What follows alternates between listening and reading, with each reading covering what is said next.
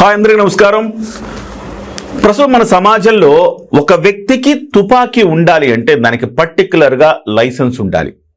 Licence ఉండాలి అంటే ప్రభుత్వం నుంచి లైసెన్స్ తీసుకోవాలంటే అతని ప్రాణానికి థ్రెట్ అన్నా ఉండాలి, లేకపోతే ఇతర కారణాలన్నా ఉండాలి. కానీ ఏమీ లేకుండా అలవోకగా తుపాకులు కలిగి ఉండటం అనేది నేరం. కానీ ఆంధ్రప్రదేశ్లో తుపాకులు యథేచ్ఛగా అమ్మేస్తున్నారట. ఇటీవల కాలంలో జూన్ 17వ తారీఖున విజయవాడలోని ఈట్ స్ట్రీట్లో శ్రీ వెంకటేశ్వర గన్ హౌస్లో, అంటే గన్ హౌస్లన్నీ ఎందుకు ఉంటాయంటే ఎవరైనా లైసెన్సులు పొంది ఉంటారు కదా వాళ్ళ కోసం ఉంటాయి, అలాగే రైఫిల్ షూటింగ్ ప్రాక్టీస్ చేస్తూ ఉంటారు కదా వాళ్ళ కోసం ఉంటాయి. ఈ రకంగా ఉంటాయి తప్ప ఇది ప్రైవేటు వ్యక్తులకు గన్లు అమ్మటానికి ఒక కర్మాగారంలాగా తయారైపోయింది వెంకటేశ్వర గన్ హౌస్ అని చెప్పాలి. ఆ గన్ హౌస్లో ఒక తుపాకీ పేలుడు శబ్దం వచ్చింది.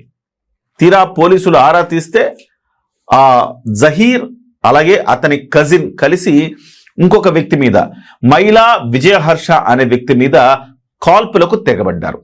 అందులో విజయహర్ష గాయపడ్డారు, అతన్ని హాస్పిటల్కి తీసుకెళ్లారు. జహీరు వాళ్ళ కజిన్ గాయం, తప్పించుకు పారిపోయారు. సో ఓవరాల్గా విజయహర్షను విచారించగా విస్తుపోయే నిజాలు బయటపడ్డాయి. సో ఒక అనధికారికమైన ఒక అసోసియేషన్ ద్వారా ఇష్టానుసారం తుపాకులు అమ్ముతున్నట్టుగా పోలీసుల దృష్టికి వచ్చింది. విజయహర్ష ఇంటిని సోదాలు చేయగా 3 తుపాకులు దొరికినాయి. వాస్తవానికి విజయహర్ష ఎవరు? శాప్ ఆధ్వర్యంలో పనిచేసే ఒక శిక్షకుడు. కానీ ఇతను శాప్ ఆధ్వర్యంలో పనిచేసే శిక్షకుడు ఇతను ఏం చేశాడంటే శాప్ అధికారుల అనుమతి లేకుండా వాళ్ళ ఫోర్జరీ సంతకాలతోటి గన్లకు ఆర్డర్లు పెట్టుకుని గన్లు తెప్పించుకుని ఇక్కడ ప్రైవేట్గా అమ్మడం ప్రారంభించారు. ఇలా ఎంతమందికి అమ్మారు, ఎవరికి అమ్మారు, ఏం చేశారు అనేది ఇంకా పోలీసుల విచారణలో బయటపడాల్సి ఉంది. అయితే ఇతనితో పాటు విజయ్ హర్షతో పాటుగా ఇక్కడ గ్లోరియస్ అకాడమీ అంటే రైఫిల్ ప్రాక్టీస్ చేసే అకాడమీ, అలాగే Andhra Pradesh rifle association of Andhra Pradesh ముగ్గురు కుమ్మక్కయి ఇవాళ యథేచ్ఛగా ప్రైవేట్ వ్యక్తులకు గన్లు అమ్ముతున్నారు. మరొక బీహార్ మాదిరిగా ఆంధ్రప్రదేశ్ను తయారు చేసే కుట్ర జరుగుతోంది. కొన్ని లక్షల కోట్ల రూపాయలు చేతులు మారాయని చెప్పాలి. దాదాపు ఒక్కొక్క గన్ను 20 లక్షలు 30 లక్షలు ఉంటుంది. ఇలాంటి గన్లను ప్రైవేటు వ్యక్తుల చేతుల్లోకి వెళితే ఏమవుతుంది? సహజంగానే ఇది ఎవరినన్నా బెదిరించడానికో లేకపోతే చంపటానికో లేకపోతే శాంతి భద్రతల సమస్యను సృష్టించడానికి అవకాశం ఉన్నది. సో దీంతో పోలీసులు అప్రమత్తమయ్యారు. ఈ జహీర్ కోసం, అతని కజిన్ కోసం వాళ్ళు మొత్తం కూడా గాలింపు చర్యలు చేపట్టారు. ఇంతకీ జహీర్కు అలాగే ఈ విజయహర్షకు మధ్య ఇష్యూ ఏంటంటే ఈ లావాదేవీల్లో డబ్బు వ్యవహారాల్లో తేడా వచ్చింది. అయితే తీగలాగితే డొంక కదిలినట్టు అసలు ఈ అసోసియేషన్ బోగస్ అని తేలింది. వాస్తవానికి ఒలింపిక్ అసోసియేషన్ ఆఫ్ ఆంధ్రప్రదేశ్ అలాగే శాప్ వీళ్ళ దగ్గర రిజిస్టర్ అయిన అసోసియేషన్లు ఉంటాయి. ఒక్కొక్క క్రీడకు ఒక్కొక్క అసోసియేషన్ క్లబ్బులు ఉంటాయి. అలాంటి క్లబ్బులు ఉండాల్సిన చోట ఒక అనధికారికమైన అసోసియేషన్ వెలిసింది. దాని పేరే rifle association of Andhra Pradesh, the rifle association of Andhra Pradesh. అయితే ఇది ఇంతకుముందు వాస్తవానికి రాష్ట్రం కలిసి ఉన్నప్పుడు Andhra Pradesh rifle association of Andhra Pradesh అని ఉండేది. అది గుర్తింపు పొందిన సంస్థే. అయితే అందులోని ఒక వ్యక్తి రాష్ట్రం విడిపోయిన తర్వాత ఆంధ్రప్రదేశ్ కంటూ అసోసియేషన్ లేదు కాబట్టి ఈ ఉన్న అసోసియేషన్ తెలంగాణకు వెళ్ళింది కాబట్టి ఆంధ్రప్రదేశ్ పేరుతో కొత్త అసోసియేషన్ ఏర్పాటుకు ప్రయత్నం చేశారు. దానికి పాత పేరునే ఆయన పెట్టడం జరిగింది. రైఫిల్ అసోసియేషన్ ఆఫ్ ఆంధ్రప్రదేశ్ అని పెట్టారు. రాజ్ కుమార్ అనే వ్యక్తి.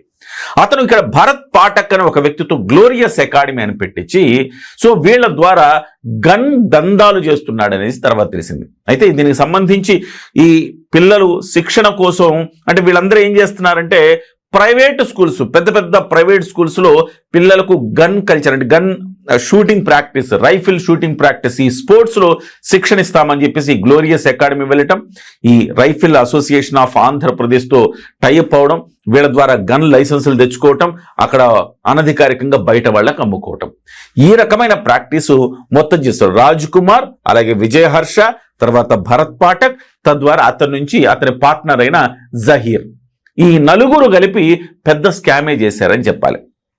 దీని మీద ఇంకా ప్రభుత్వం వాస్తవానికి ఇంకా జహీర్ని అరెస్ట్ చేయలేదు. ఇంతకీ రాజ్ కుమార్ వ్యవహారాలను ఇంకా బయట పెట్టలేదు.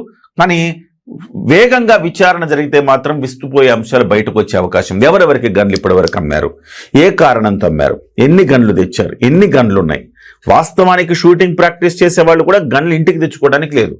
గన్ అక్కడ షూటింగ్ రేంజ్ లో ప్రాక్టీస్ చేసి బుల్లెట్లు వాటికి లెక్కలు చెప్పేసి అడిచేసి రావాలి. కానీ నిజమైన బుల్లెట్లు షూటింగ్ ప్రాక్టీస్ లో నిజమైన బుల్లెట్లు వాడరు. కానీ ఇక్కడ నిజమైన బుల్లెట్లు కూడా విజయహర్ష ఇంట్లో దొరకటం అనేది ఒక శోచనీయమైన పరిస్థితి. మరి దీని తర్వాత ప్రభుత్వం ఇంతకీ ఎందుకు ఇంత మేనమేషాలు లెక్కిస్తోంది? వేగంగా ఎందుకు చర్యలు తీసుకోలేదు? దాదాపుగా నెల రోజులైంది. నెల రోజులైన తర్వాత కూడా ఇప్పటికీ ప్రభుత్వం దీంట్లో కీలకమైన విచారణ చేసినట్టుగా కనపడలేదు.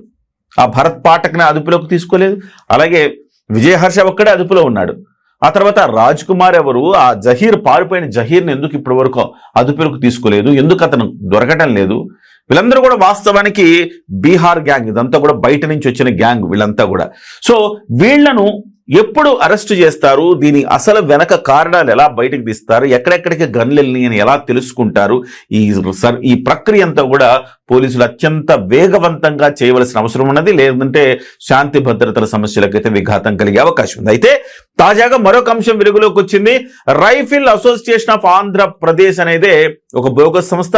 అయితే ఆ సంస్థ పేరుతో కాకుండా బ్యాంక్ అకౌంట్లు 2 పెట్టారు. ఒక బ్యాంక్ అకౌంట్ ఏమో రైఫిల్ అసోసియేషన్ ఆఫ్ ఆంధ్రప్రదేశ్ అని ఉంటుంది.